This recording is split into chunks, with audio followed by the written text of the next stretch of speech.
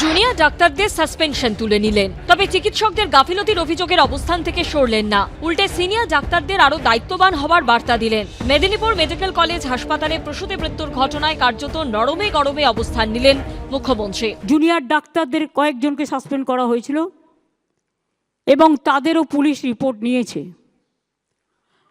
হয়তো তাদের মধ্যে এটা ঠিক তারা এখনো পাকাপোক্ত হয়নি, তাদের উপর ছেড়ে দিয়ে যাওয়াটাও ঠিক হয়নি।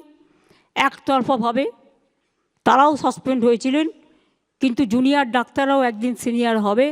তাদের ভবিষ্যতের দিকে তাকিয়ে আমি জুনিয়র ডাক্তারদের সাসপেনশনটা উইথড্র করে নিচ্ছি।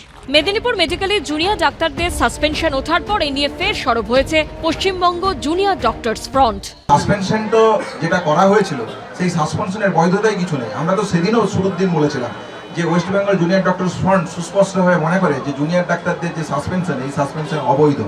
যে সাসপেনশন তুলে নেওয়া হয়েছে সেটা স্বাভাবিকভাবে তাকে তুলতেই হতো, কিন্তু যে প্রশ্নটা আমরা আশা করেছিলাম আজকে তিনি বলবেন সেটা হচ্ছে প্রসূতি মৃত্যুর প্রকৃত কারণ কি, যে প্রশ্নটা উত্তর আমরা পেলাম না।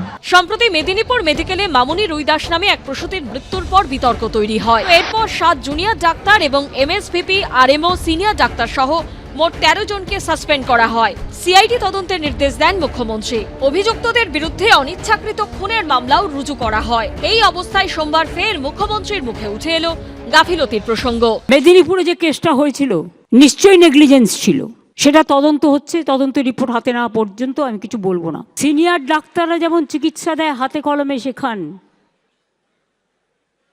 তাদের আমি অনুরোধ করব দয়া করে শুধু জুনিয়রদের ওপর দায়িত্ব দিয়ে সিজারিয়ান থেকে শুরু করে হার্ট অপারেশন থেকে শুরু করে আপনারা ছেড়ে দেবেন না। মুখের কথায় সবকিছু হবে না।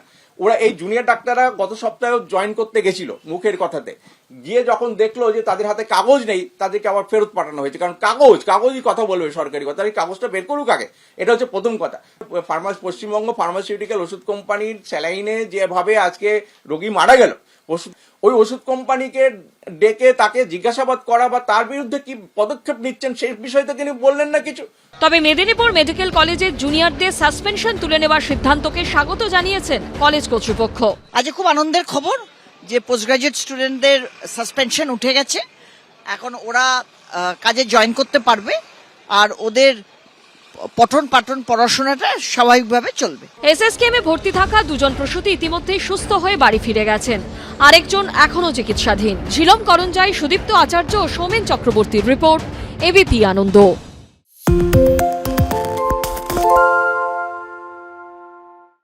পালিয়েছে তাই নাকি? রাত্রে বাংলা গুজব চায় না, বাংলা খবর চায়। বাংলা খবর, বাংলার খবর।